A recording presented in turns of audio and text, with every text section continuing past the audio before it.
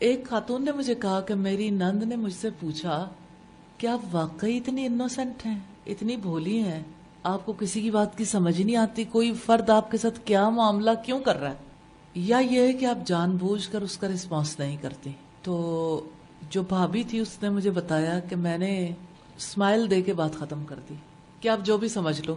ایسا نہیں ہوتا کہ انسان کو سمجھ نہیں آ رہی ہوتی کہ اس کے ساتھ برا معاملہ کیا جا رہا ہے. میں ایک ایسی لڑکی کو جانتی ہوں جس کے سسرال والوں نے اسے قبول ہی نہیں کیا، نہ اس کو شکل و صورت سے قبول کیا، نہ اس کے اعمال سے قبول کیا، نہ اس کے گھرانے سے اسے قبول کیا. بس حادثاتی طور پر نکاح تو ہو گیا، اب قبولیت ذرا بھی نہیں تھی. لیکن اس لڑکی نے بنیادی اصول اپنا لیے کہ میں نے کسی سے بدگمان نہیں ہونا، میں نے بری سوچ دل کے اندر نہیں رکھنی اور خدمت کرنی. اس نے خدمت کی اور بالآخر وہ وقت آیا جب سب لوگ اس سے کنونسڈ ہو گئے اور پھر پورے خاندان کی روح رواں بن گئی، کیونکہ اس نے ہمیشہ لوگوں کا بھلا چاہا، ہمیشہ حسن سلوک کیا، ہمیشہ لوگوں کی خیرخواہی کی. تو اپنا آپ منوانے کے لیے وقت چاہیے. اور ایک مومنہ کو تو یہ یقین ہے کہ کوئی نہ مانے، اللہ تعالیٰ کو تو معلوم ہے، اور جو اللہ کی خوشی کے لیے سب کچھ کرتا ہے اس کو کسی کے اپریسیشن کی پرواہ بھی نہیں رہ جاتی، اور اس طرح حسن سلوک کرنا آسان ہو جاتا ہے. تو وفاداری بدلنا، مزاج میں ڈھلنے کی کیفیت کا ہونا، اپنے آپ کو ایڈجسٹ کرنے کی کوشش کرنا، اور بڑی بات اور ہے پازیٹیوٹی، مثبت سوچ کا ہونا. کیونکہ دیکھیے حالات تو سارے ہمارے مطابق نہیں ہو سکتے. اگر ہر وقت ہم دیکھیں تو حالات ہمارے مخالف بھی چل رہے ہوں تو برے حالات سے بھی اچھا نتیجہ نکالنے کے قابل ہونا دراصل انسان کو کامیابی کے راستے پہ ڈال دیتا ہے. یہ عام زندگی میں بھی ہے لیکن خاص طور پر سسرالی زندگی میں.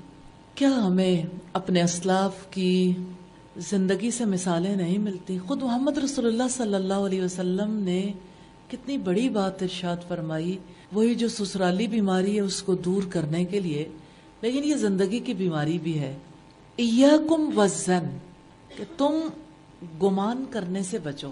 اسی طرح سے رب العزت نے فرمایا اجتنبوا کثیرا من الظن، کثرت سے گمان کرنے سے گریز کرو کیونکہ بعض گمان گناہ ہوتے ہیں. تو یہ گناہ کیسے ہو جاتے ہیں؟ جب انسان غلط نتیجہ اخذ کرتا ہے. دیکھیں اگر کسی نے برا سوچا، برا کیا تو یہ اس کا معاملہ ہے.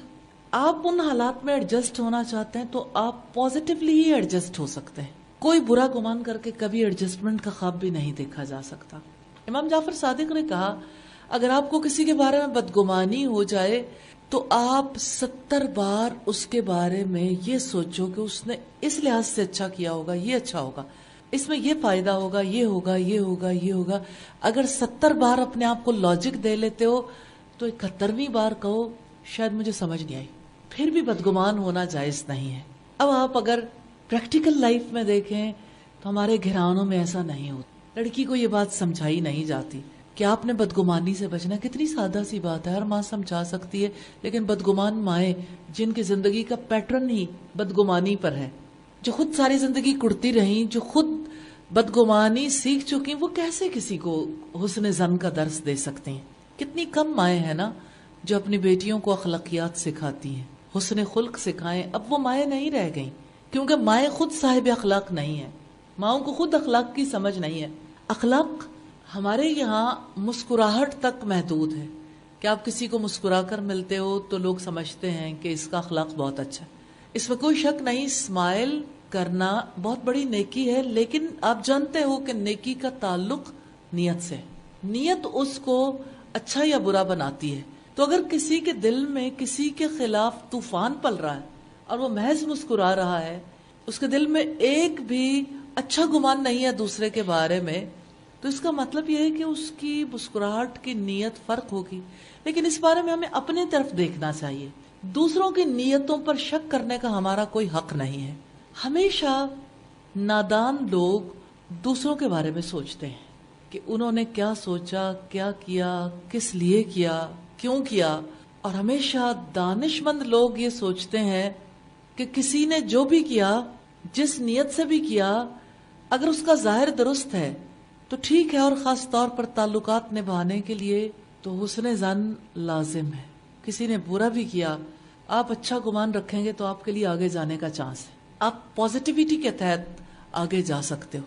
سبحانک اللہم و بحمدک نشہد ان لا الہ الا انت نستغفرک و نتوب الیک.